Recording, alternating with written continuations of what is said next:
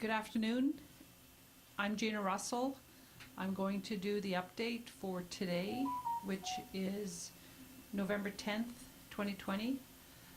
As of today, we have completed tests of 472, which of 456 were negative. We have 16 people recovering on the reserve, and we have 5 pending.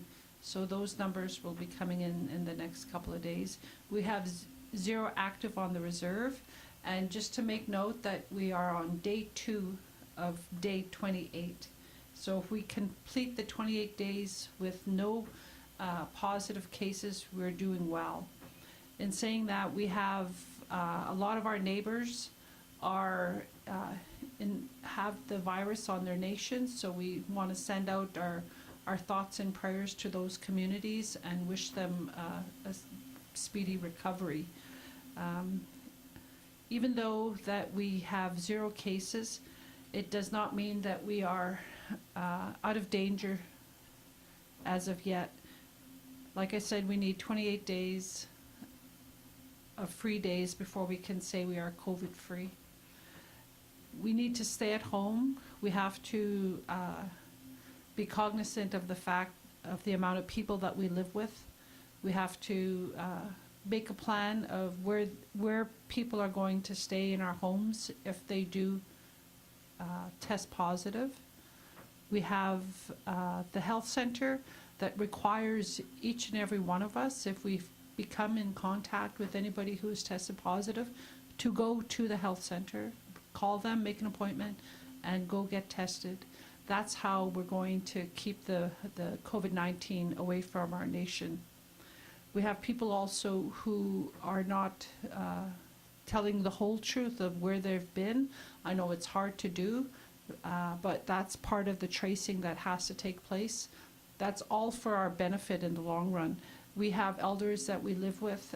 We have young children that we are living with as well that are in high danger. So our job is to ensure that we do all our due diligence so that the virus doesn't come home with us when we're out. When you're out, if you're unable to safe distance, please wear a mask, wash your hands, and just take care. Tomorrow is Remembrance Day. The office will be closed, and it's a day of remembrance of all the people who fought for our freedom. So masi chok to all those who are doing service now and those who have paid the highest price. Masi chok for that. And we would also